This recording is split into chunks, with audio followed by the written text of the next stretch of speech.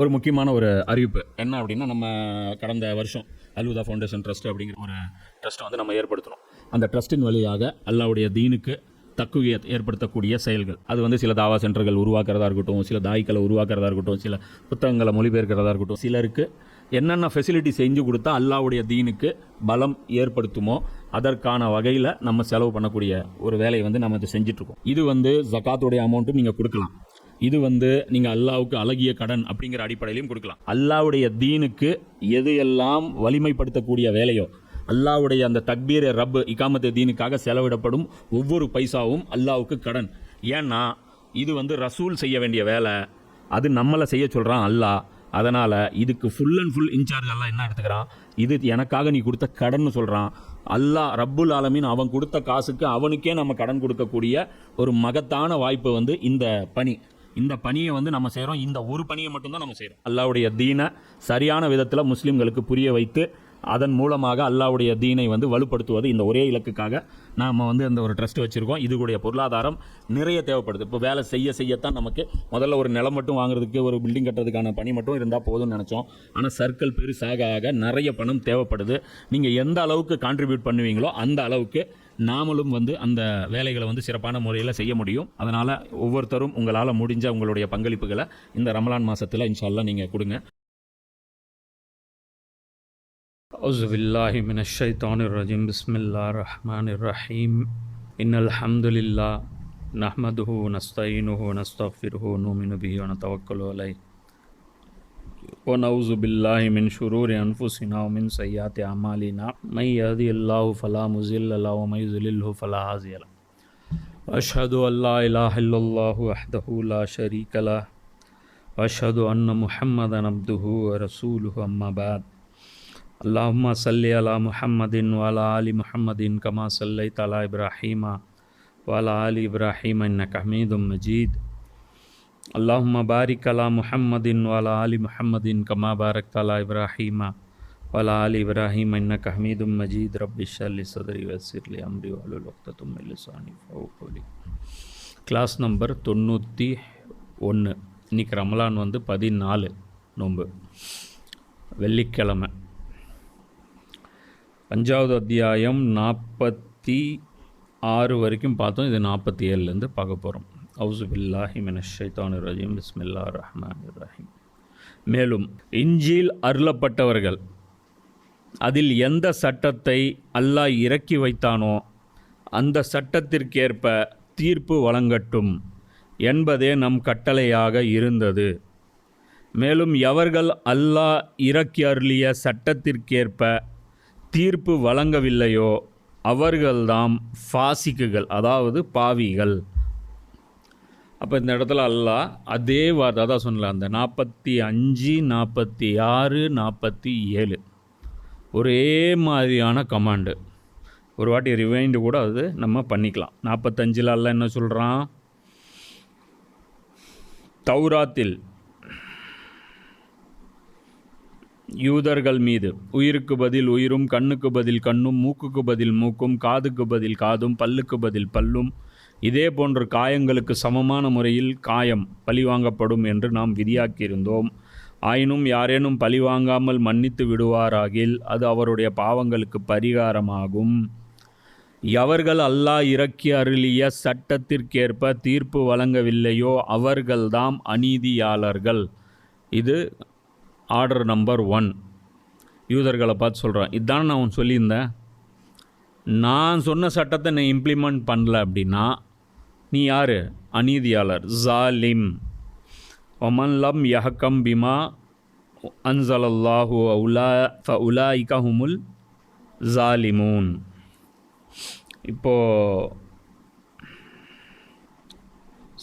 அதுக்கு முன்னாடி வசனத்திலே இன்னொரு கமெண்ட் போயிடுச்சு. 5:44 44 வந்து அல்லாஹ் வந்து ஃபஸ்ட்டு வந்து அது ஃபஸ்ட்டு கமாண்டு 44, அதுக்கப்புறம் 45. 44 அல்லாஹ் என்ன சொல்கிறான், நிச்சயமாக நாம் தௌராத்தை இறக்கினோம், அதில் நேர்வழி காட்டுதலும் ஒளியும் இருந்தது.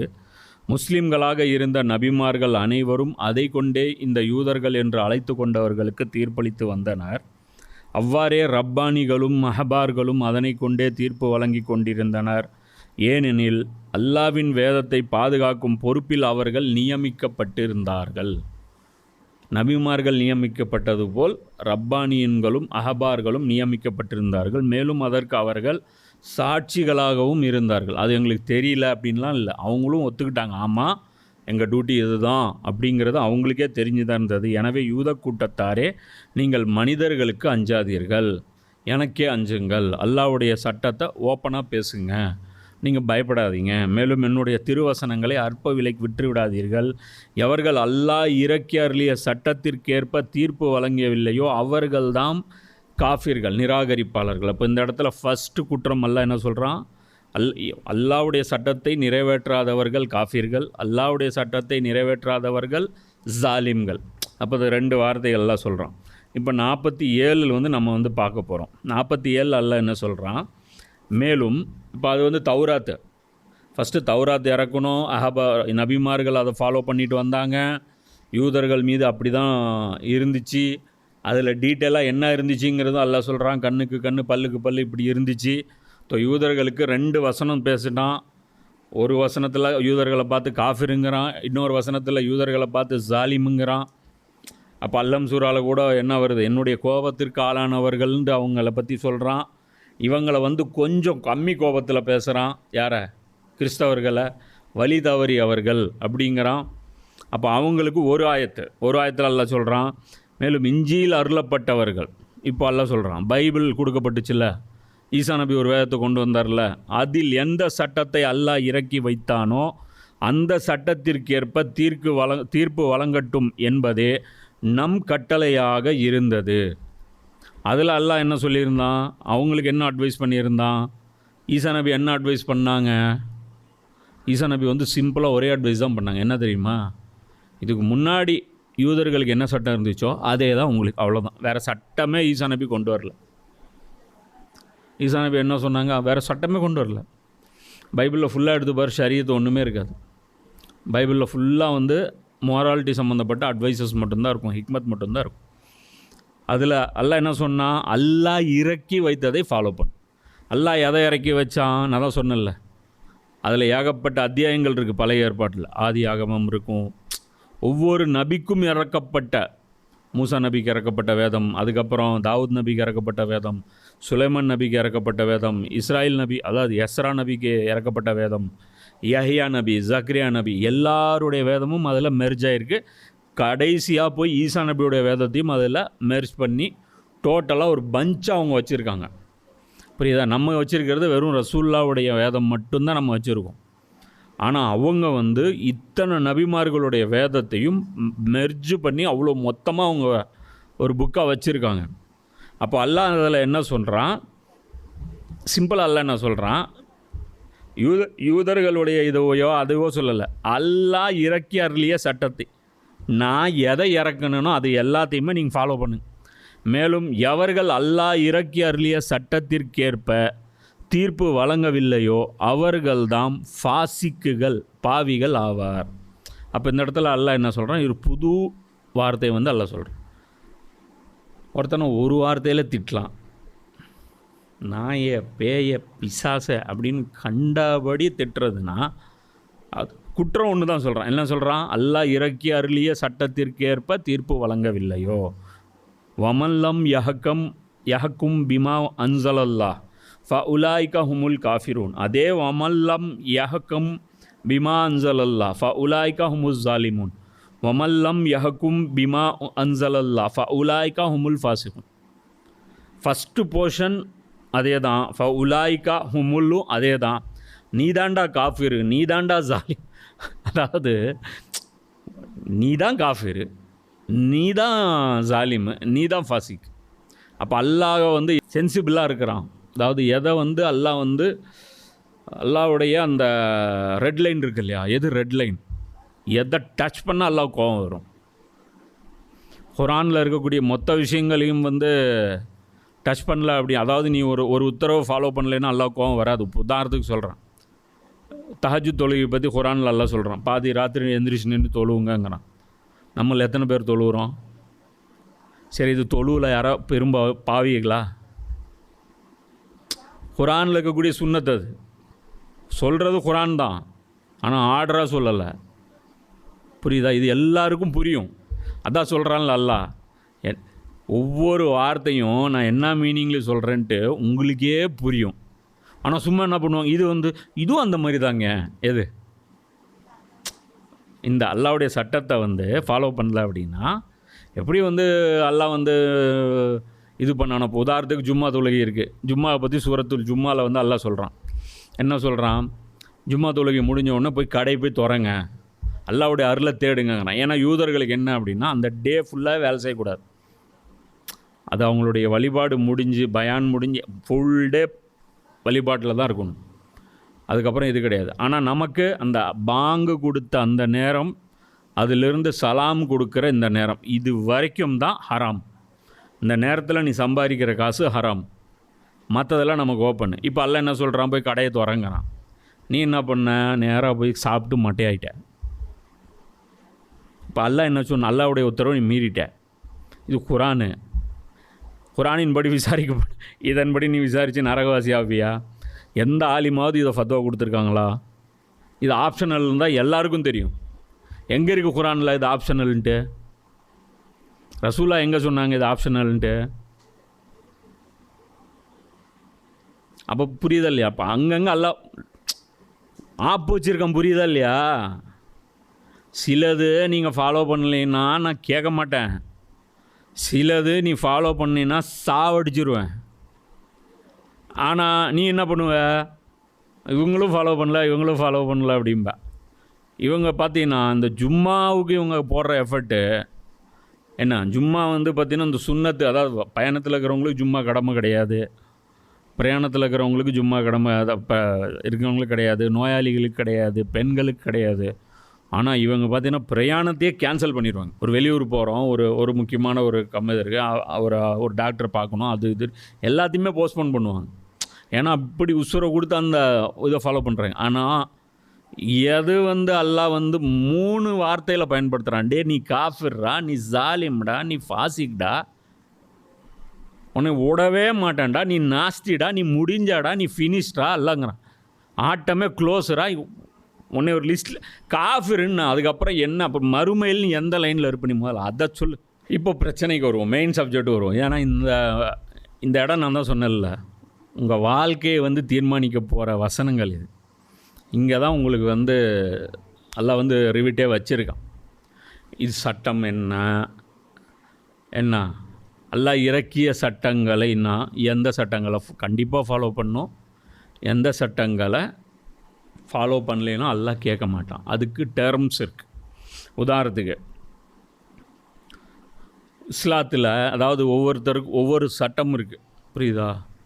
ஒவ்வொரு கொடும் குற்றம் இருக்குது, சாதாரண குற்றம் இருக்குது. ஆனால் கொடும் குற்றம் எங்கே போகும்? நீதிமன்றத்துக்கு தான் போகும். சாதாரண குற்றம் எங்கே போகும்? அதுவும் நீதிமன்றத்துக்கு தான் போகும், புரியுதா? அதுவும் ஜட்ஜு தான் போகும். அதுக்குன்னு நீதிமன்றத்துக்கு போனவங்களாம் பயங்கரமான குற்றவாளியா? காரை கொண்டு போய் இடிச்சிட்ட, அவனை ஒன் வேலை போயிட்ட, ஃபைன் எங்கே போய் கட்டணும்? நீதிமன்றத்துக்கு தான் போய் கட்டணும். என்ன?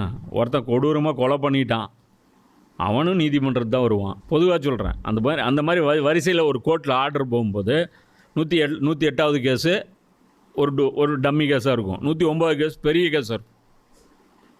அன்றைக்கி அந்த வரிசையில் வரும்போது அந்த அந்த அந்த ஆர்டர் ஆகிருச்சா அப்படிம்பாங்க. இன்றைக்கி எத்தனை மாதிரி அப்படிங்கிற மாதிரி. அப்போ புரிஞ்சிருச்சா? அப்போ எல்லா செக்ஷனும் கோர்ட்டுக்கு தான் வரும். அதே மாதிரி தான் எல்லா குற்றச்சாட்டுகளும் அல்லாட்ட தான் வரும். குரானுடைய எல்லா செக்ஷன்ஸும் அல்லாஹ் தான் டிசைட் பண்ணுவான். குரானில் அல்லாஹ் கிளியர் பண்ணிட்டான் எது மன்னிப்பேன், எது மன்னிக்க மாட்டேன்ட்டு. உதாரணத்துக்கு அல்லாஹ் சொல்கிறான், 4வது அத்தியாயத்தில் 31வது வசனத்தில் அல்லாஹ் முதல்ல அதை கிளியர் பண்ணுறான். என்ன சொல்கிறான்?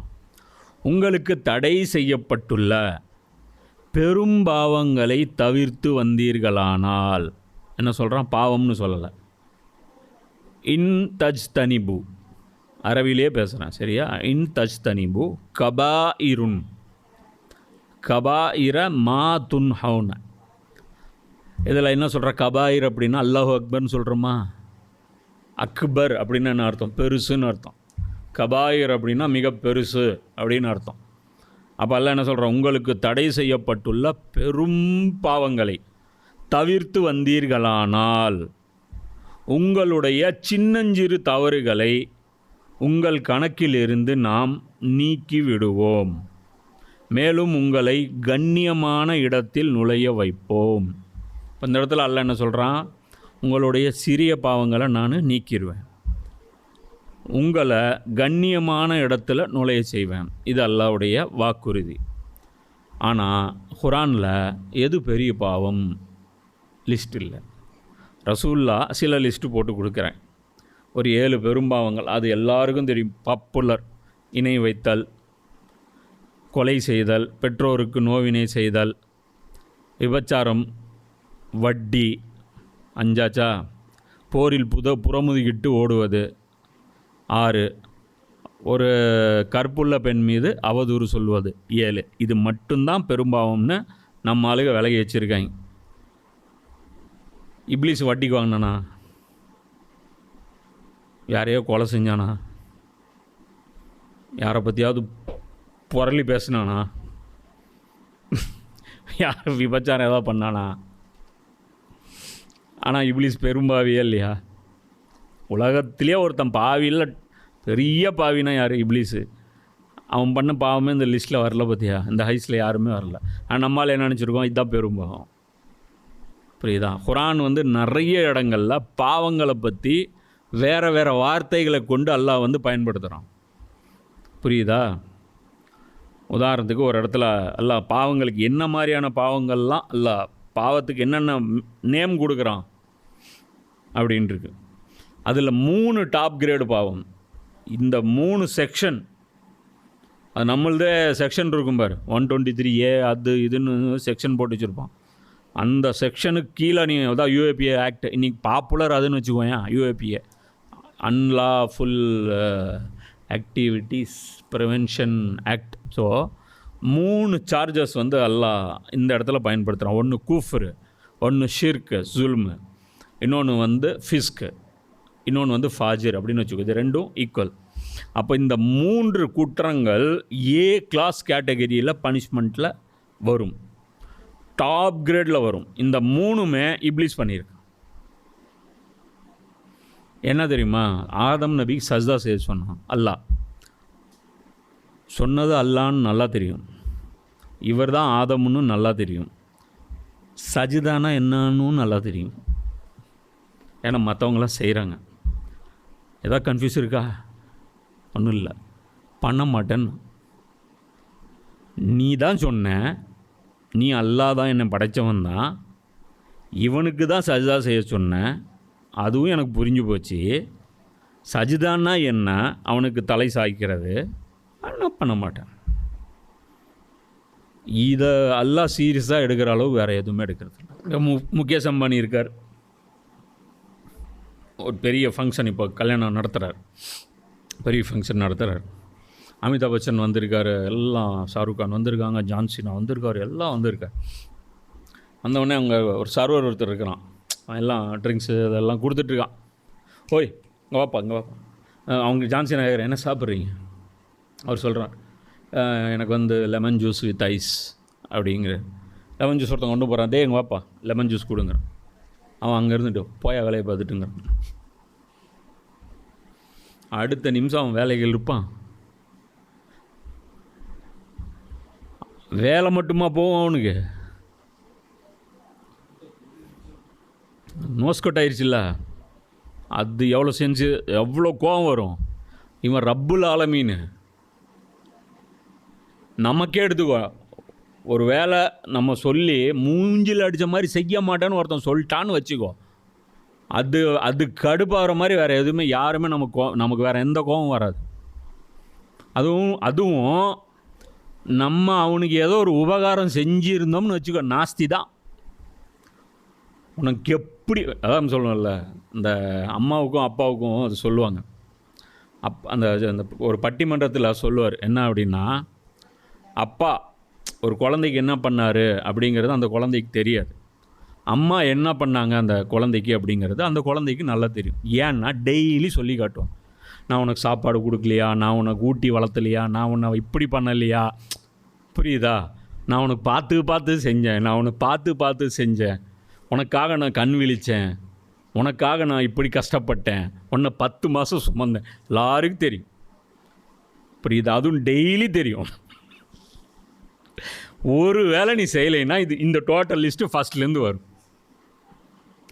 அப்பா என்ன செஞ்சுருப்பான்னு தெரியாது. அப்பா கோவம் மட்டும்தான் வரும்.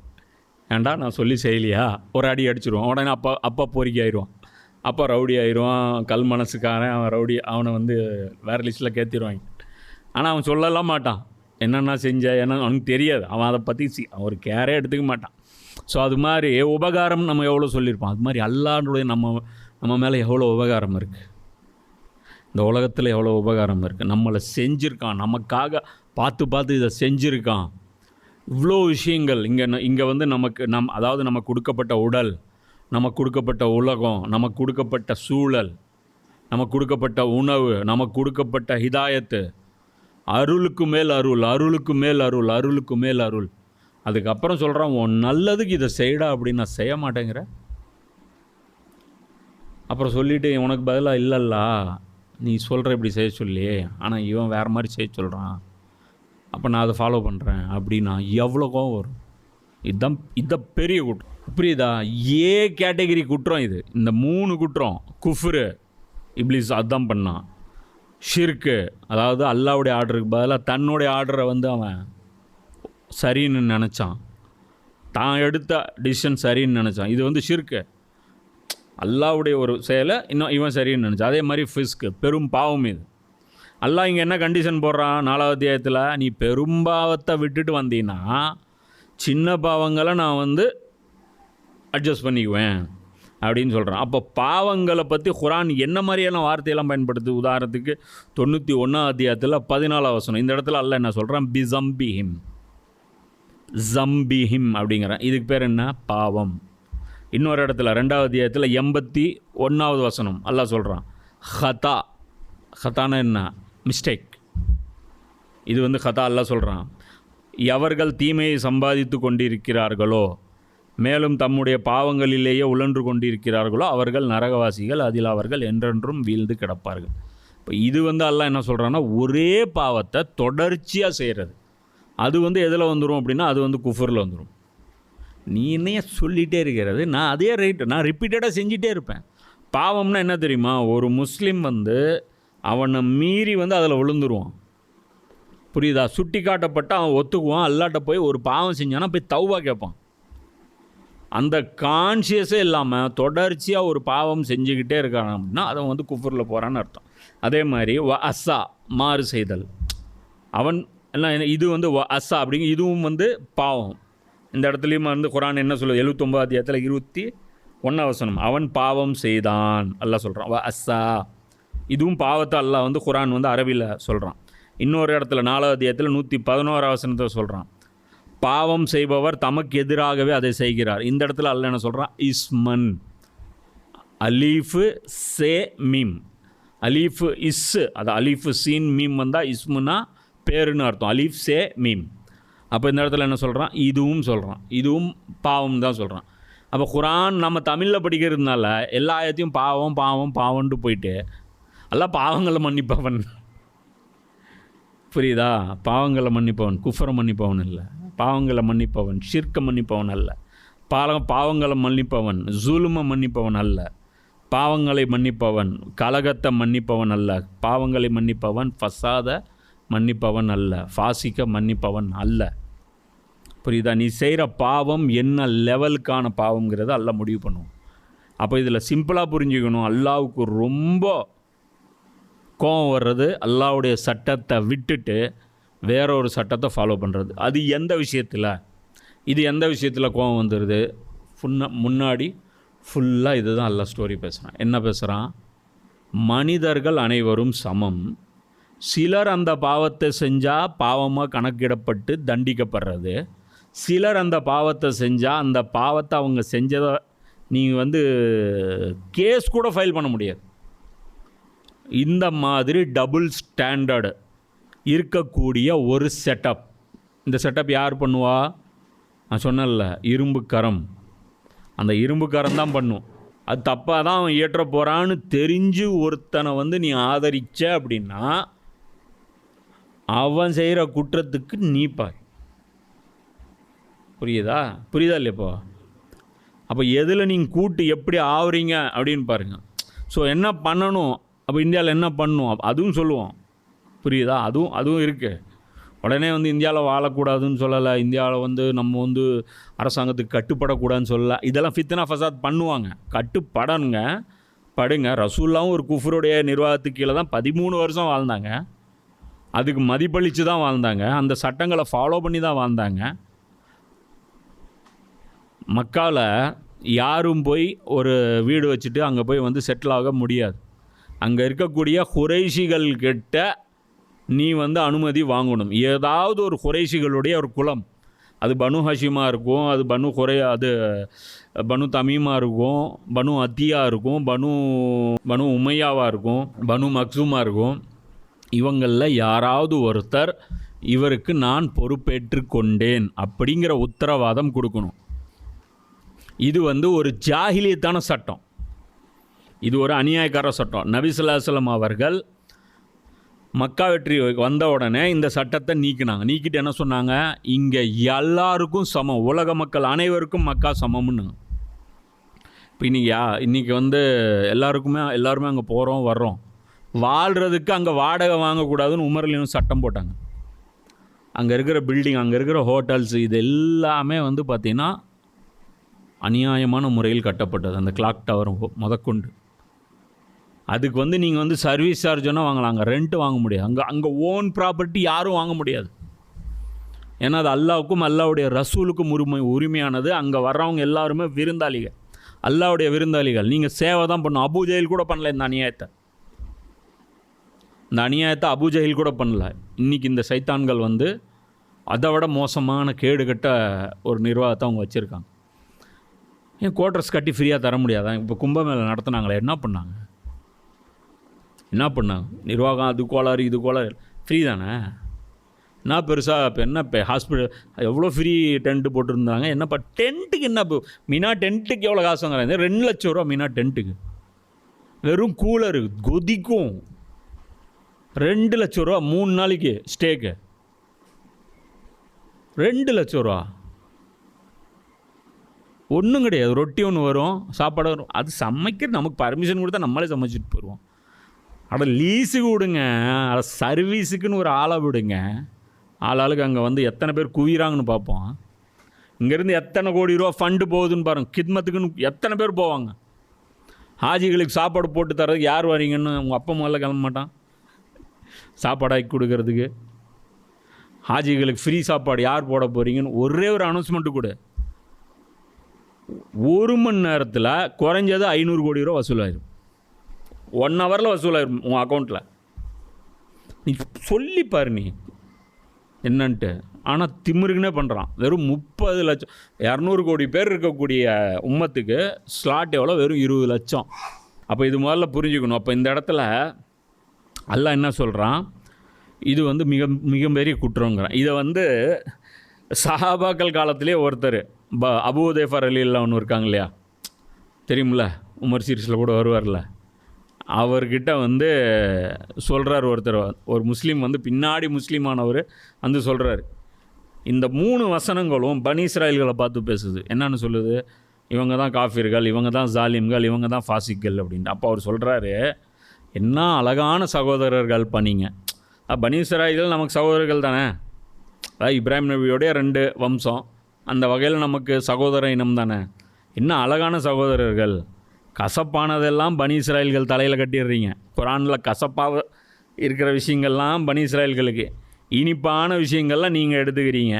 சொல்லிவிட்டு சொல்கிறார், அல்லாவின் மீது ஆணையாக நீங்களும் அவர்களின் அடிச்சுவடுகளை பின்பற்றீர்கள். ரசூலா சொன்னாங்க, வலியவனுக்கு ஒரு சட்டம், எளியவனுக்கு ஒரு சட்டம், இதை நீங்களும் ஃபாலோ பண்ணுவீங்க.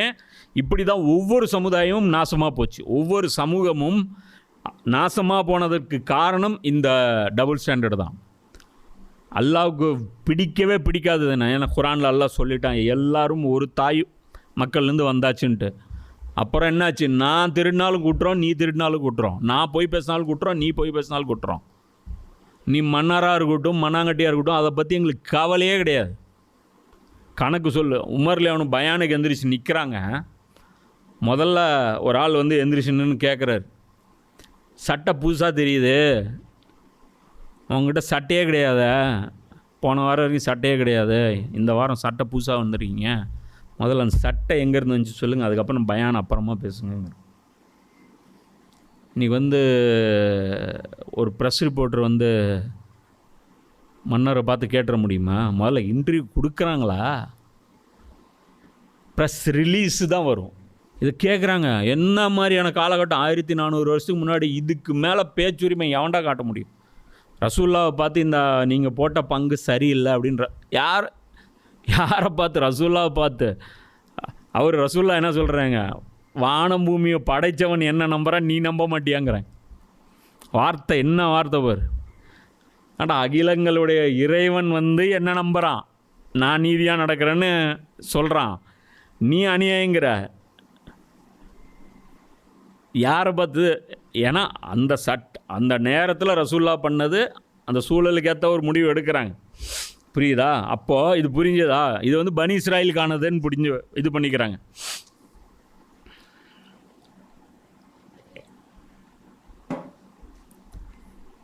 இதை இன்னும் பிரீஃபாக நம்ம பார்த்துக்கணும். என்ன அப்படின்னா, ஒருவர் அல்லாஹ்வுடைய சட்டத்தை விட்டுட்டு வேறொரு சட்டத்தை போடுறார். அப்படியே போடுறாருன்னா என்ன அர்த்தம்? அல்லாஹ்வுடைய சட்டம் ஃபஸ்ட்டு தூக்கி குப்பையில் போடு, நிராகரிக்கிறார். முதல்ல அவர் என்ன ஆகிறாரு? காஃபிர் ஆகிறார். புரியுதா? முதல்ல அல்லாஹ்வுடைய அதிகாரத்தை, உனக்கு அதிகாரம் கிடையாது, இந்த விஷயத்தில் பேசுகிறதுக்கு உனக்கு அதிகாரம் கிடையாது. சாராயம் குடிக்கணுமா கூடாது? இன்றைக்கி வந்து ஹிஜாஸில் சாராயம் வந்து அனுமதிக்கப்பட்டிருக்கு. இன்றைக்கி வந்து நபி ஸல்லல்லாஹு அலைஹி வஸல்லம் அரபு தீபகற்பத்தில் சாராயம் வந்து அனுமதிக்கப்பட்டிருக்கு. என்ன நினைப்பு இது? என்ன நினைப்பு இது? நீ யார் எங்களை பார்த்து சாராயம் குடிக்கிறோன்னு சொல்கிறேன்? டூரிஸ்ட் வரமாட்டேங்கிறான். எங்களுக்கு டூரிசம் வேணும். பெட்ரோல் கொஞ்ச நாள் இருக்கும், தீர்ந்து போயிடும். நாங்கள் எங்கள் சொந்த காலில் நிற்கணும். அதனால் நாங்கள் என்ன பண்ண போகிறோம்? என்டர்டெயின்மெண்ட் வேர்ல்டை உருவாக்க போகிறோம். லைன் சிட்டி, உலகத்திலே ஒரு சொர்க்கத்தை உருவாக்க போகிறோம். அங்கே சட்டங்கள் வந்து எப்படி இருக்கும்? எப்படி வேணாலும் இருக்கும். முதல்லாம் வந்து ஒரு ஆண் பெண் வந்து ஒரு ரூம் போய் எடுக்கணும் அப்படின்னா அவங்க வந்து கணவனா மனைவியா அப்படிங்கிறத பாஸ்போர்ட்லேயோ அல்லது எதுலேயோ வெரிஃபை பண்ணும். இன்றைக்கி எதுவுமே தேவையில்லை. புரியுதா? இன்றைக்கி வந்து விபச்சாரம் வந்து லீகலைஸ் பண்ணப்பட்டிருக்கு. அங்கே வந்து மது வந்து லீகலைஸ் பண்ணப்பட்டிருக்கு. ஒரு ஆலிம் வந்து பேசுகிறாரு, இசை வந்து அல்லாஹ் வந்து என்ன, அல்லாஹ் எப்படின்னா மனிதர்களுடைய திறமைகளை வந்து ஊக்குவிக்கிறான். அல்லாஹ் வந்து மனிதர்களுடைய திறமையை ஊக்குவிக்கிறான். உங்களுக்கு வந்து டான்ஸ் வரும்னா டான்ஸ் ஆடுங்க, உங்களுக்கு வந்து மியூசிக் ஆடுங்க. என்ன இவங்க உலகத்துக்கெல்லாம் இங்கே உட்காந்து இந்தியாவில் ஃபத்வா கொடுத்துட்ருப்பாங்க அந்த ஆலிம்கள். என்ன உமர் சீரிஸ் இது இருக்குது, அதில் மியூசிக் வந்துருச்சு, அதில் இருந்துச்சு. நானாக எடுத்தேன், நீங்கள் தானே எடுத்தீங்க. அதுவும் நீங்கள் தானே எடுத்தீங்க. நானாக எடுத்தேன். உமர் சீரிஸ் சவுதி அரேபியா தான் எடுத்துச்சு. என்ன இப்போ மியூசிக் வந்து ஹலாலாங்க இங்கே போட்டு நோன் பண்ணுறாங்க. இந்த மியூசிக்கெல்லாம் ஒரு பிரச்சனை கிடையாது. மியூசிக்கில் வந்து இருக்கிறதுலே கொடூரமானது எது அப்படின்னா, இந்த பாப் மியூசிக்கு, ராக் மியூசிக்குன்னு இருக்கு பாரு, அந்த கான்சர்ட் இருக்கு பாரு, அங்கே போனேன்னா உனக்கெல்லாம் ஹார்ட்டெல்லாம் குப்புங்கும், மெய் மறந்து பைத்தியமாகி சட்டை அங்கெல்லாம் போதையெல்லாம் நிற்கவே முடியாது. அந்த அளவுக்கு வந்து அதை டாலரன்ஸ் பண்ண முடியாது. ஸோ இது ஒன்று புரிஞ்சுக்கணும். முதல்ல என்ன, அல்லாஹ்வுடைய சட்டத்தை நீ அல்லாஹ்வுடைய சட்டத்தை நீ நிராகரிக்கலன்னெலாம் சொல்ல தேவையில்லை. வேறு சட்டத்தை நீ எடுத்துட்டினாலே என்ன அர்த்தம்? அது தூக்கி கிடப்பில் போடப்பட்டதுன்னு தானே அர்த்தம். அதுதானே அர்த்தம். RX 100 வந்து ரோட்டில் ஓட்டக்கூடாது அப்படின்னா, அதுக்கப்புறம் திடீர்னு வந்து RTO ஆஃபீஸ்லேயே வந்து RX 100 வந்து மறுபடியும் வந்து இது பண்ணிக்கிங்க, என்ன பண்ணுறது, அந்த ரினியூவல் பண்ணிக்கிங்க அப்படின்னு என்ன அர்த்தம்? பழைய சட்டம் தூக்கி போடப்பட்டுருச்சுன்னு அர்த்தம். அவ்வளோதானே. ஹெல்மெட்டு போட்டால் ஒரு ஃபைனுன்னு போட்டாங்க, அதுக்கப்புறம் மறுபடியும் ஹெல்மெட்டு போட தேவையில்லை அப்படின்னா அர்த்தம் பழைய சட்டம் தூக்கி போடப்பட்டுருச்சுன்னு அர்த்தம். அதே தான் இங்கே அல்லாஹ்வுடைய சட்டம் தூக்கி குப்பையில் போட்டிங்கன்னு அர்த்தம். ரெண்டாவதாக தான் ஒரு சட்டம் இயற்றும் போது இது ஷிர்க் எப்படி வரும்? அதெல்லாம் சொல்கிறான்ல, இந்த ஜுல்ம் அப்படின்னா, ஜாலிம் அப்படின்னா ஃபஸ்ட்டு சார்ஜ் என்ன? காஃபிர்னு என்ன? அல்லாஹ்வுடைய சட்டத்தை தூக்கி சைடில் போட்டேன். ரெண்டாவது ஜுல்முன்னு என்ன? ஷிர்க்கு தான் மிகப்பெரிய ஜுல்முன்னு லுக்மான் அலைஹிஸ்ஸலாம் அவங்க சொல்கிறாங்க. ஜுல்மு எப்படி வரும்? என்ன அப்படின்னா, அல்லாஹ்வுக்கு மட்டும்தான் அறிவு இருக்கா? மனிதர்களுக்கு எது நல்லது எது கெட்டதுன்னு முடிவு பண்ணுறதுக்கு? ஏன் அவன் அளவுக்கு நான்லாம் யோசிக்க மாட்டோமா? இந்த இதுதான் மீனிங் அதுக்கு. புரியுதா? அவன் மட்டும்தான் யோசிப்பானா? என்னை விட அவனுக்கு அறிவு ஜாஸ்தியா? அவனுக்கு ஈக்குவலாக நான் ஒரு சட்டை போட்டு அது சக்ஸஸ்ஃபுல்லாக நிறைவேற்றி காட்டுட்டா? தனக்கு அந்த தகுதி இருக்கிறதா நினைக்கிறான் பாரு. அப்போ அல்லாஹ்வோட இவன் கூட்டாளி ஆகிறான். அப்போ ஷிர்க்கு வைக்கலை, தானே ஷிர்க்காக ஆயிட்டான். அதனால தான் அல்லாஹ் வந்து மறுமையில் சொல்கிறான், முதல்ல ராஜாக்கள்லாம் வாங்கடா, எவன்லாம் சட்டம் போட்டி முதல்ல வாங்கடா. எனக்கு எதிராக நான் சொன்ன சட்டங்களை மறுத்து யார் இப்ராஹிம் கிட்ட ஆர்கியூமெண்ட் பண்ணீங்க? என்ன யார் வந்து மூசா கிட்ட ஆர்கியூமெண்ட் பண்ணீங்க? ஃபிரோன் தானே ஆர்கியூமெண்ட் பண்ணா? யார் யாரெல்லாம் ஆர்கியூமெண்ட் பண்ணீங்க? யார் வந்து ரசூல்லாவுடைய கடிதத்தை கிழிச்சு போட்டீங்க? கிஸ்ரா கிழிச்சு போட்டான்ல, முதல்ல இவங்க தான் வாங்கடா அப்பா வாங்க அப்படின்றாங்க. அப்போ இஸ்லாத்துடைய முதல் மன்னர் யார்? வேர்ல்டு ஃபேமஸ் இன்றைக்கி சீரீஸ் எடுத்து வெளியிட்ருக்கீங்க. அப்போ அந்த லிஸ்ட்டில் அந்த மன்னரும் வருவார். அது எனக்கு தேவையில்லாத விஷயம், அவர் வராரா வரலையான்ட்டு. அவரை சப்போர்ட் பண்ணுறீங்கள, பதில் சொல்லுங்கள். மூன்றாவது என்ன அப்படின்னா, அல்லாஹ்வுடைய சட்டத்தை கைவிட்டு அதிலிருந்து திசை மாறி, அதாவது அந்த சட்டத்திலிருந்து விட்டு விலகி மற்ற ஒருவரின் சட்டத்தை பின்பற்றும் போது அது என்ன ஆகிடுது? பாவமாகவும் கன்சிடர் ஆகுது. புரியுதா? ஃபஸ்ட்டு ரிஜெக்ட் பண்ணுற, அது அந்த அல்லாஹ்வுக்கு இருக்கிற மாதிரியே தகுதி இவருக்கு இருக்குன்னு நீ நினைக்கிற, அதுக்கப்புறம் அதை ஃபாலோ பண்ணும்போது நீ என்ன ஆயிடுற? பாவியாகவும் ஆயிடுற. அப்போ அந்த 3 செக்ஷன் உனக்கு இம்ப்ளிமெண்ட் ஆயிடும். புரியுதா? இந்த 3லேயும் பனி இஸ்ராயல்கள் தான் வராங்க. அதனால் இது பனி இஸ்ராயல்கள் மட்டும் கவர் ஆகும் அப்படின்னு நினச்சிக்கூடாது. ஏன்னா குரானில் வந்துருச்சு. அடுத்து இன்னும் 2, அதான் சொன்னேன்ல, அந்த 7 வசனம், அந்த பேக்கேஜில் டோட்டலாக இவனுங்களுக்கு ரிவிட்டு. புரியுதா? முன்னாடியும் அடிக்க முடியாது. அந்த சொல்கிறேன், அந்த சவப்பெட்டி இங்கே ஆணி போட்டு 7 ஆணி அடித்து அப்படி பேக் பண்ணி எல்லாம் வச்சிட்றான். அப்போது இப்போ இந்தியா போன்ற நாடுகளில் என்ன பண்ணுறது? இது ஒரு முக்கியமான கொஸ்டின். அப்போ இந்தியாவில் அல்லாஹ்வுடைய சட்டமா? இல்லை. இப்போ நீங்கள் இங்கே ஆட்சியாளர்கள் தேர்வு பண்ணுறீங்க, எம்எல்ஏவை தேர்வு பண்ணுறீங்க, எம்பிஸை தேர்வு பண்ணுறீங்க. இவங்க யாராவது குரான் படி எடுக்க போகிறாங்களா? முடிவு எடுக்க மாட்டாங்க. ரசூலுல்லாவுடைய உத்தரவுப்படி ஃபாலோ பண்ண போகிறாங்களா? பண்ண மாட்டாங்க. அப்போ இவர்கள் எந்த அடிப்படையில் சட்டம் இயற்றுகிறார்கள்? அல்லாஹ் சொல்கிறான்ல, மனோ இச்சை பின்பற்றாதீர்கள். மனோ இச்சை, உங்கள் மனசு சொல்கிறத செய்யாதீங்க. இப்போ இவங்களுக்கு மனசு சொல்கிறது தான் இவங்க சட்டமாக இயற்ற போகிறாங்க. அதுதானே 234 பேர் உக்காந்துட்ருக்குறாங்க. அதில் வந்து ஒரு சட்டத்தை கொண்டாந்து பில் பாஸ் பண்ணுறாங்க. அதில் வந்து சரிபாதி எவ்வளோ? 117 118 பேர் அதை சரின்னு நம்பும்போது அந்த சட்டமாக ஆயிடுது. அதானே ஆகுது. 544 சீட்டுன்னு நினைக்கிறேன், எங்கே எம்பி சீட்டு. அங்கே பார்லிமெண்ட்டில் ஒரு சட்டமாகுது. இங்கேயும் சட்டம் இயற்ற முடியுது, அங்கேயும் சட்டம் இயற்ற முடியுது. அங்கே இருக்கிற சட்டத்தை மத்திய அரசு போட்டாலும் நமக்கு ஃபாலோ பண்ணி ஆகணும். மாநில அரசு சட்டம் போட்டாலும் நாம் என்ன பண்ணி ஆகணும்? ஃபாலோ பண்ணி ஆகணும். இப்போ உதாரணத்துக்கு மத்திய அரசு ஒரு சட்டம் போட்டுருச்சு, 2 ஜென்ரல் கம்பார்ட்மெண்ட் 4 இருந்துச்சு இதுக்கு முன்னாடி, இப்போ 2. இப்போ போய் நீ 4 ஜென்ரல் கம்பார்ட்மெண்ட் ஏற்கனவே இருந்துச்சுன்னா 4வதையும் ஜென்ரல் வந்து அன்ரிசர்வ் டிக்கெட் வாங்கிட்டு போவோன்னா ஃபைன் போடுவோன்னா மாட்டேன்னா போடுவாங்க. அந்த சட்டம் நீ உட்காந்து போடல, போட்டது யார்? எங்கேயோ உட்காந்துட்டு யாரோ ஒருத்தர் போட்டாங்க. போட்டது தான், நீ ஃபாலோ பண்ணி தான் ஆகணும். அப்போ மற்ற சட்டத்தை நம்ம ஃபாலோ பண்ணால் பாவின்னு நான் சொன்னேன்ல. இப்போ அந்த லிஸ்ட்டில் நம்ம வருவோமா? வரமாட்டோம். எப்போ வரமாட்டோம் அப்படின்னா, நீ தேர்வு செய்யப்பட்ட ஒருத்தர் அங்கே போய் அந்த சட்டத்தை ஏற்றி இருக்கக்கூடாது. அப்போ இந்தியாவில் என்ன தான் பண்ணுறது? நோட்டான்னு ஒரு ஆப்ஷன் இருக்குல்ல. இந்தியாவில் வந்து வாக்குரிமை எல்லாருக்கும் இருக்குது, ஆனால் வாக்கு செலுத்தியே ஆக வேண்டும் அப்படிங்கிற ஆப்ஷன் வந்து கிடையாது. நீங்கள் விரும்பினா வாக்கு செலுத்தணும், வாக்கு செலுத்துங்க. ஏன்னா முஸ்லீம்கள் வாக்கு செலுத்தாத பட்சத்தில் அவங்களுடைய அந்த குடியுரிமையே ரத்து செய்யப்படும். நீங்கள் ஓட்டு போடலன்னு வச்சு என்ன நடக்கும்? 3 எலெக்ஷனில் நீ ஓட்டு போடல அப்படின்னா நீ செத்துட்டால் தான் அவங்களே முடிவு பண்ணி அந்த கார்டை வந்து தூக்கிடுவாங்க. சரியா? இப்போ நாம் என்ன பண்ணணும் அப்படின்னா, no option, none of the above, யாருக்கும் நாங்கள் ஓட்டு போட விரும்பவில்லை, அப்படி ஒரு பட்டன் இதில் இருக்குது. வாக்குச்சாவடிக்கு போங்க, விரலில் மைய வைங்க. நீங்கள் என்ன பட்டன் தட்டினீங்கிறது அவங்களுக்கு தேவையில்லாத விஷயம். நீங்கள் என்ட்ரி பண்ணுங்கள், அவ்வளோதான். அதே மாதிரி அவங்களுடைய சட்டத்துக்கு கீழே நீங்கள் வாழ்ந்து தான் ஆகணும். புரியுதா? அவங்க எது எதெல்லாம் கம்பல்ஷன் ஆக்கி வச்சுருக்காங்க, கரண்ட்டு பில்லு இவ்வளோ கட்டி தான் ஆகணும், இல்லைன்னா கரண்ட் பில் யூஸ் பண்ண முடியாது. கரண்ட்டு தேவையாக இருக்கா, இதில் ஏதாவது அல்லா சட்டம் போட்டிருக்கானா, அல்லாவுடைய சட்டத்தோடு இது எங்கேயா கிளாஷ் ஆகுதா? இல்லை. அதே அவங்க மது குடிச்சே ஆகணும் அப்படின்னா அந்த இடத்துல நம்ம உயிரே கொடுத்தாலும் மது குடிக்க மாட்டோம். அதே அவங்க பன்னிக்கறி சாப்பிட்டே ஆகணும் அப்படின்னு அவங்க சொன்னாங்கன்னா நாம் பன்னிக்கறி சாப்பிட மாட்டோம். அதே அவங்க ட்ரெஸ் இல்லாமல் தான் நீங்கள் ரோட்டில் வரணும் அப்படின்னா அந்த நேரத்தில் நாங்கள் வெளியவே வரமாட்டோம். புரியுதா? இப்போ புரியுதா வித்தியாசம் என்னன்ட்டு? வாழ முடியும். நபிசுல்லாஸ்லம் அவர்களும் அப்படி தான் வாழ்ந்தாங்க மக்கால. அதே மாதிரி தான் போய் அங்கே அபிசீனியாவில் சஹாபாக்களும் வாழ்ந்தாங்க.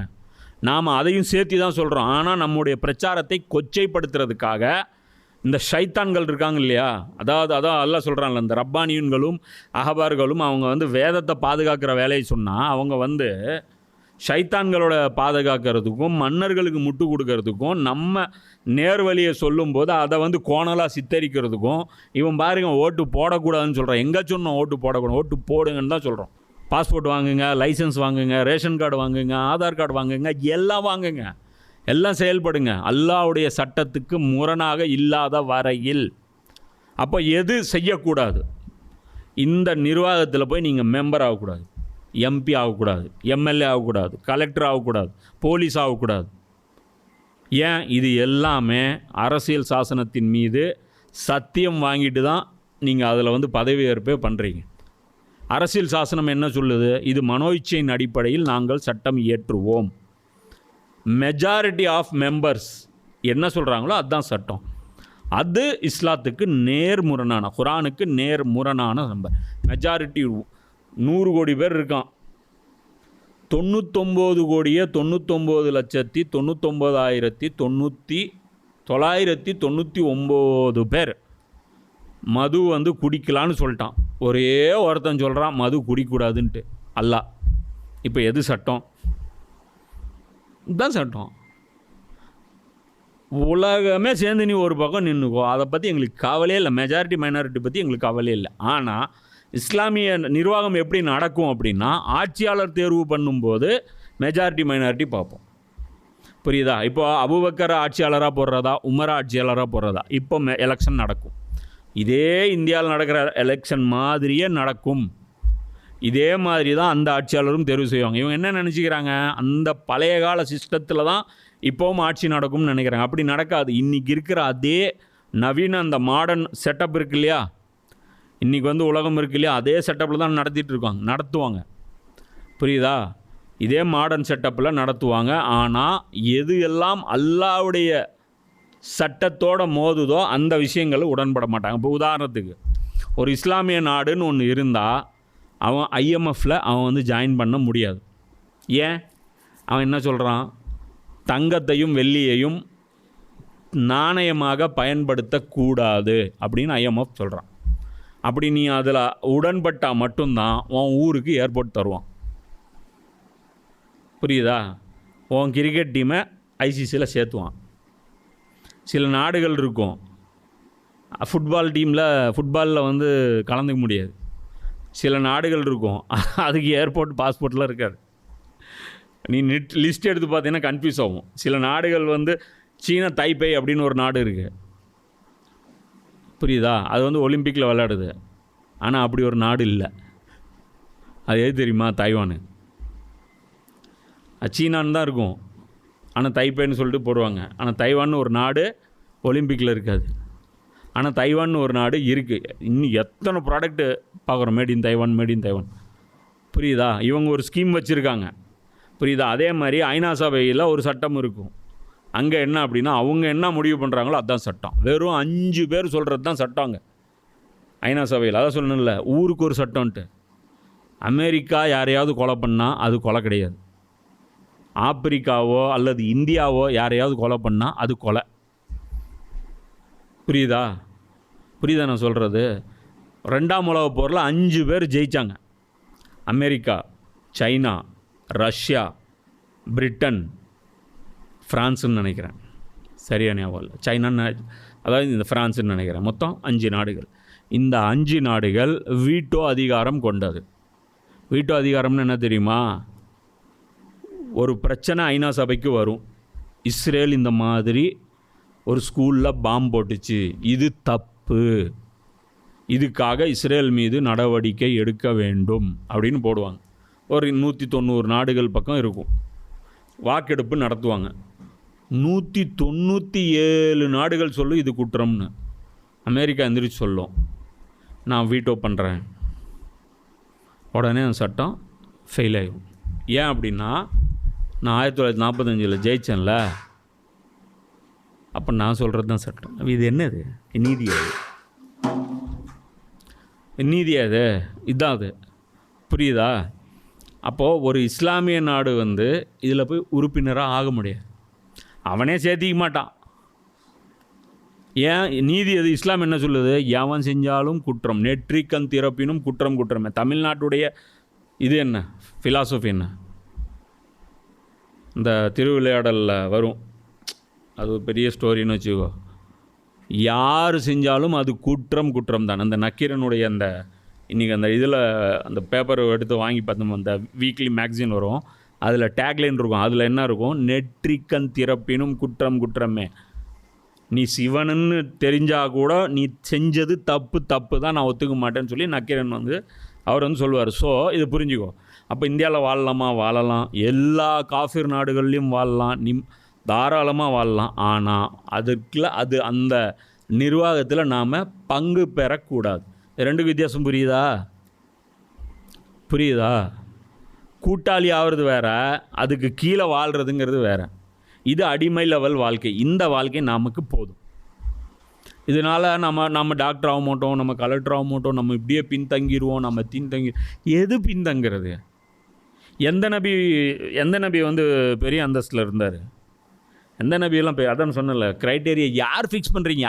எது முன்னாடி போகிறது, எது பின்னாடி போகிறது? நான் அல்லாவிடத்தில் என்னுடைய நெருக்கம் அதிகமாகிட்டே போகுது, இது முன்னாடி போகிறது. அல்லாவிடத்தில் என்னுடைய வெறுப்பு அதிகமாகிட்டே போயிட்டுருக்கு, இது வந்து பின்னாடி போகிறது. இதுதான் க்ரைட்டேரியா. வெற்றி தோல்வி எது? நீங்கள் எங்களுக்கு பாடம் நடத்தாதீங்க எது வெற்றி எது தோல்வின்ட்டு. அல்லாவும் அல்லாவுடைய ரசூலும் சொல்லுவாங்க. இதுதான் ரசூல்லா சொல்கிறாங்க. ஒருத்தர் இருப்பார், அவரை ஊரில் ஒருத்தன் கூட சீண்ட மாட்டான், பூமியில் அவர் அற்பமானவர். அவர் வாயை திறந்தால் எவனும் பேசுறது எவனும் காது கொடுத்தே கேட்க மாட்டான். அவர் பொண்ணு கேட்டால் யாரும் தரமாட்டாங்க, அவர் கடன் கேட்டால் யாரும் தரமாட்டாங்க. அவர் வந்து யாரையாவது கூப்பிட்டு எனக்காக கொஞ்சம் ரெக்கமெண்ட் பண்ணுங்கன்னா எவனும் பண்ண மாட்டாங்க. ஆனால் ரசூல்லா சொல்கிறாரு, அவர் அல்லாஹ்விடத்தில் எவ்வளோ மதிப்பு வாய்ந்தவர்னா, அவர் ஒரு விஷயத்தை சொன்னார்னா உடனே அல்லாஹ் செஞ்சு காட்டிடுவான். இன்றைக்கி மழை பெய்யணும், மழை பெஞ்சாலும் நல்லா இருக்கும் அப்படின்னா, அதான் அவர் கேட்டார் பெய்யும் அப்படின்றவார், அல்லாஹ் சொல்லிடுவான். புரியுதா? இவங்கெல்லாம் யார்? அன்னோன் பர்சன்ஸு, செலிப்ரிட்டிஸ் கிடையாது. இன்றைக்கெல்லாம் யார்? 3 இருக்கணும்: பணம், பதவி, பாப்புலாரிட்டி. இந்த 3 இருக்கணும். எல்லோரும் இந்த ரேஸ் குதிரைக்கு பின்னாடி ஓடிக்கிட்டே இருப்பான். இல்லை இது வந்து ஜெயிச்சவங்களாம், இது ஜெயிக்கலை அப்படின்னு, இது இல்லைன்னா தோல்வி அடைஞ்சோம். இந்த 3 இருந்துச்சுன்னா அவன் என்ன கருமத்தை வேணாலும் பண்ணலாம். இன்றைக்கி அந்த ஃபேஸ்புக்கு, இந்த யூடியூப்பு, இந்த டிக்டாக் இதெல்லாம் வந்ததுனால இந்த இன்ஃப்ளூயன்சர்கள் பண்ணுவாங்க பாருங்கள், என்ன அநியாயம் வேணாலும் பண்ணிக்கலாம். புரியுதா? அதில் வந்து அவனுங்க பார்த்தீங்கன்னா அந்த பண்ணுறவன் அந்த இன்ஃப்ளூயன்சர்லாம் வளர்த்தி விட்றதெல்லாம் பார்த்து, இந்த அல்காரிதம்லாம் பார்த்தீங்கன்னா இவனுக்கு தான் தூக்கி விட்றானுங்க. இப்போ உதாரணத்துக்கு ஒரு யூடியூபர், அவர் வந்து திடீர்னு வளர்ச்சி அடைஞ்சார். அவர் டிக்டாக்ல மிகப்பெரிய மக்கள் சேவை பண்ணிட்டு இருந்தார். என்ன பாட்டுக்கு வாயசிச்சுட்டு இருந்தார். அவர் அந்த மாதிரி ஒரு புரட்சிகரமான ஒரு யூடியூபர், முஸ்லீமு. சரியா? நம்பிக்கையாளர்னு பேர் அவருக்கு. சரியா? அதோடைய அரபி வெர்ஷன் நீங்கள் புரிஞ்சுக்கிங்க. சரியா? அவர்கிட்ட கேட்குறாங்க, நீங்கள் எப்படி வந்து திடீர்னு பாப்புலர் ஆனீங்க? ஒன்றும் இல்லை, நான் பாட்டுக்கு வீடியோ போட்டுகிட்டே இருந்தேன், கொரோனா டைமில் லாக்டவுனில் இப்படி ஆகிட்டேன். திடீர்னு ஒரு நாள் பார்க்குறேன், யூடியூப்புடைய ஃப்ரண்ட் பேஜில் என் மூஞ்சி இருக்குது. யூடியூப் ஃப்ரண்ட் பேஜ் வரும்ல, திடீர்னு ஹோம் பேஜில் திடீர்னு மூஞ்சி இருக்குது. கிரியேட்டர் ஆஃப் த டே அல்லது கிரியேட்டர் ஆஃப் த மந்த் அப்படின்னு சொல்லிட்டு எனக்கு போட்டாங்க. அன்னிலேருந்து குப்புன்னு ஒரே நாளில் லட்சக்கணக்கில் சப்ஸ்கிரைபர் ஆகிட்டாங்க. என்ன, நான் திடீர்னு இப்படி ஆகிட்டேன், நான் இங்கே இருக்க என்னுடைய BMW கார் வெளியே நிற்கிது அப்படிங்கிற மாதிரி தலைவர் வந்து ஒரே நாளில் தூக்கி விட்றாங்க. புரியுது? அப்போ இந்த ஒரு தின்று கொளுத்தவர் ஒருத்தர் இருக்கிறார் இல்லையா, அவர் இவங்கெல்லாம் அதான் சொல்கிறேன், இதெல்லாம் இலக்கு அப்படின்னு வச்சுக்கிறாங்க. ஏன் நான் சொல்ல வரேன்னா, அல்லாஹ்வுடைய சட்டங்களை நம்ம ஃபாலோ பண்ணும்போது நம்மளை நாமளே தாழ்த்திக்க வேண்டிய நேரம் நம்மளை ஆயிர முடியாது. புரியுதா? அதான் சொல்கிறேன்ல, அரசியல் சாசன உரிமை, அதாவது அதை எதெல்லாம் நம்ம நடைமுறைப்படுத்துகிறோமோ, அரசியல் சாசனத்துக்கு உட்பட்ட வேலைகள் இருக்குது. அந்த துறைகளில் எதுலேயுமே நம்மளால் போக முடியாது.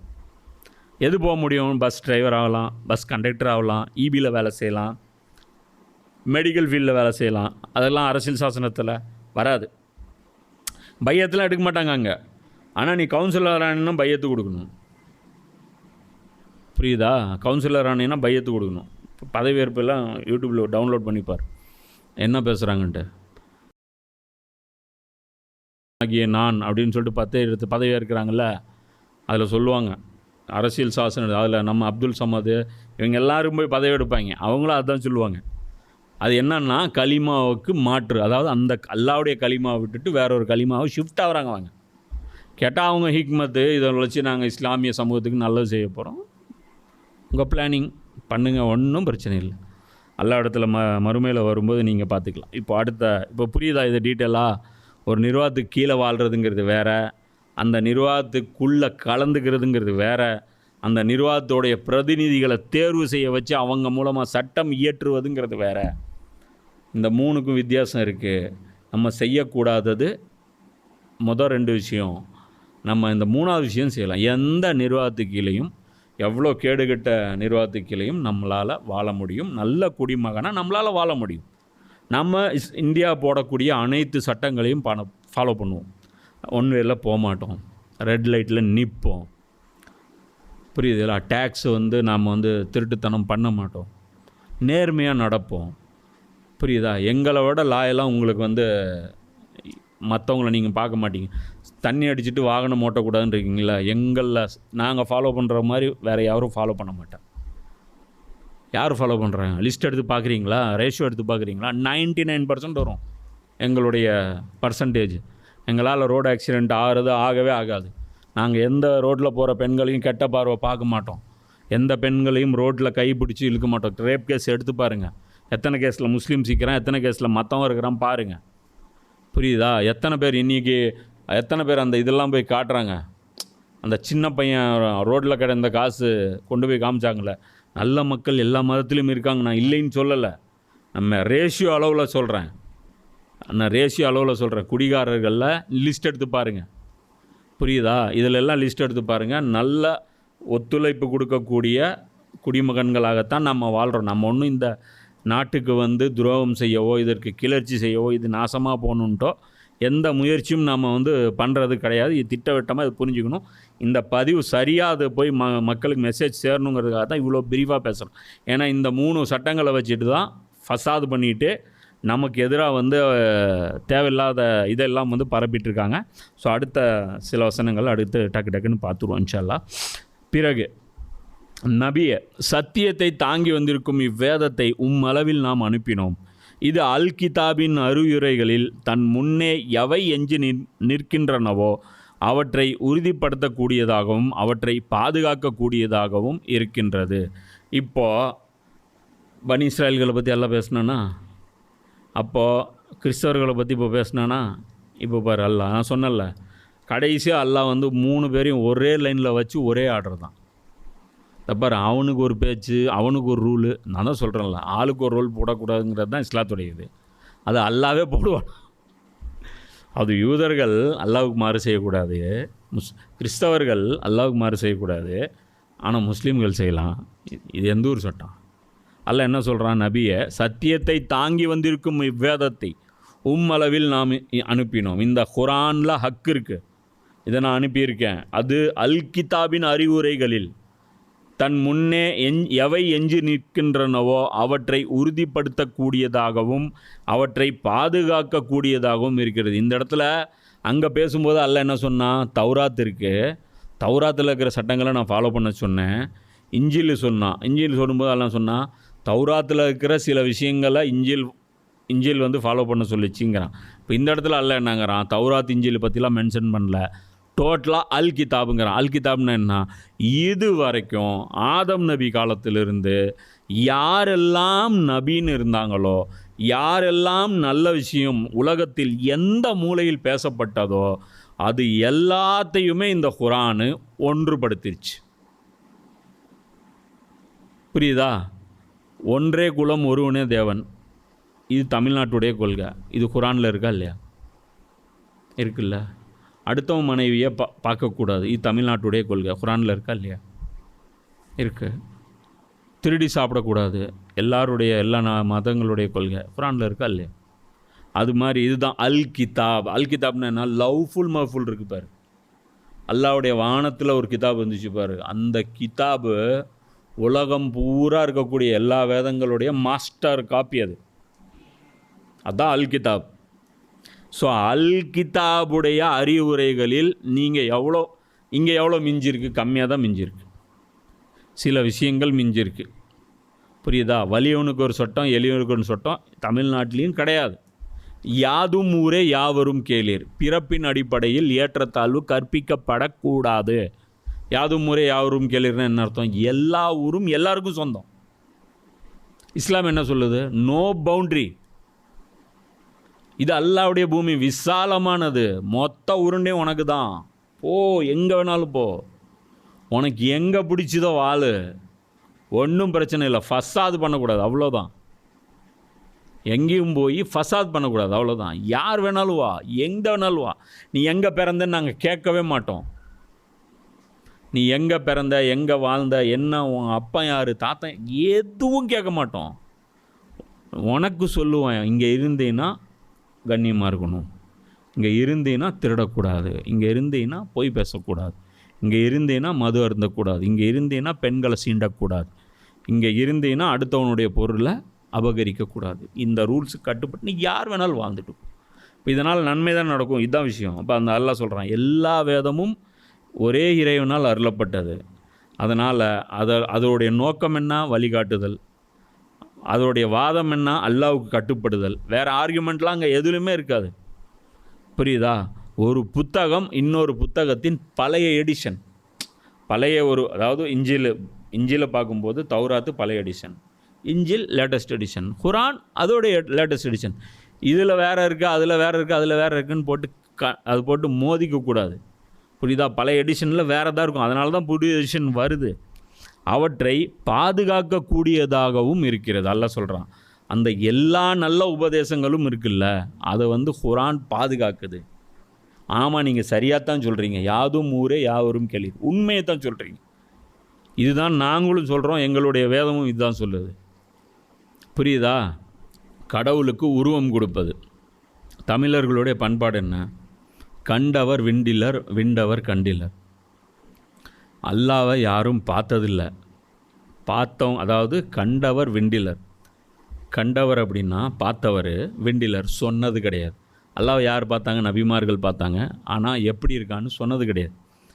விண்டவர் கண்டிலர், அல்லாவை நான் பார்த்தேன்னு சொல்கிறான் ஒருத்தன் அப்படின்னா அவன் கண்டிப்பாக பார்க்கலைன்னு அர்த்தம். அவங்க பழமொழி பேர் எப்படி இருக்கு? கண்டவர் விண்டிலர். பார்த்தவங்கெல்லாம் சொல்ல மாட்டாங்க அல்லாஹ் இப்படி இருக்கான் அப்படி இருக்கான்ட்டு. செத்தவன் பார்த்துருப்பான், ஷைதானவும் பார்த்துருப்பான், அவங்க எங்கே போய் சொல்கிறாங்களா? விண்டவர் கண்டிலர். ஒருத்தன் அல்லாஹ் நான் பார்த்தேன் இப்படி தான் இருக்கான் அப்படின்னு ஒரு உருவத்தை கொடுக்குறான்னா அவன் ஃப்ராடு.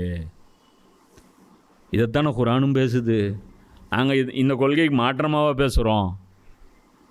புரியுதா? நாங்கள் தமிழ் கொள்கை மாற்றமாக பேசுகிறோம். இதுதானே தமிழர் பண்பாடு, இதைத்தானே சொல்கிறோம். நீங்கள் கீழடியில் போய் தோண்டி பார்த்தீங்க, எந்த சிலை இருந்துச்சு? எனவே நீர் அதே மாதிரி சிலை வைக்கக்கூடாதுன்ட்டு குரானில் மட்டும்தான் இருக்கா? பைபிளில் இல்லையா? யாதொரு விக்கிரமும் எனக்கு செய்யக்கூடாது, புதிய ஏற்பாட்லேயும் இருக்குது, பழைய ஏற்பாட்லேயும் இருக்குது. அப்போ எங்கே போய் இயேசுக்கு சிலை வைக்கிறீங்க, மரியமுக்கு சிலை வைக்கிறீங்க? ஏன் வைக்கிறீங்க? சனாதன தர்மத்தில் எங்கே இருக்குது சிலை வழிபாடு? இல்லை. அவங்களும் இதுதான் சொல்கிறாங்க. எனவே நீர் அல்லாஹ் இறக்கி அருளிய சட்டத்திற்கேற்ப மக்களின் விவகாரங்களில் தீர்ப்பளிப்பீராக. மேலும் உம்மிடம் வந்திருக்கும் சத்தியத்தை புறக்கணித்துவிட்டு அவர்களுடைய ஆசாபாசங்களை பின்பற்றாதீர். இப்போ அல்லாஹ் ரசூலாக ஆர்டர் கொடுக்குறான் பாரு, என்ன சொல்கிறான்? அதே வேர்டு, ஃபஹக்கும் பைனஹும் பிமா அன்சலல்லா. அங்கே அதானே வந்துச்சு, ஃபஹக்கும் ஹுக்கும், அல்லாவுடைய ஹுக்கும், பைனஹும் மக்கள் மத்தியில், பிமான்சல் அல்லாவுடைய புறத்திலிருந்து வந்தது. அல்லாவுடைய புறத்திலிருந்து இறக்கியர்லியது. இங்கே இப்போ காமன் ஆயிடுச்சா? யூதர்களுக்கும் சொல்லிட்டான், கிறிஸ்தவர்களுக்கும் சொல்லிட்டான், ரசூல்லாவும் சொல்லிட்டான். இப்போ யாரும் இங்கேருந்து வந்து கேம்லாம் விளையாடக்கூடாது. அல்லாஹ் சொல்லிட்டான், எனவே நீர் அல்லாஹ் இறக்கி அருளிய சட்டத்திற்கேற்ப மக்களின் விவகாரங்களில் தீர்ப்பளிப்பீராக. மேலும் உம்மிடம் வந்திருக்கும் சத்தியத்தை புறக்கணித்துவிட்டு அவர்களுடைய ஆசாபாசங்களை பின்பற்றாதீர். அப்படி அல்லாஹ் இது சொல்லிட்டான். புரியுதா? இன்ஷா அல்லாஹ் மீதி அடுத்த கிளாஸு இன்ஷா அல்லாஹ் நாளைக்கிலேருந்து கண்டினியூ பண்ணுவோம். வாஹிர் தாவானா அல்ஹம்துலில்லாஹி ரப்பில் ஆலமீன்.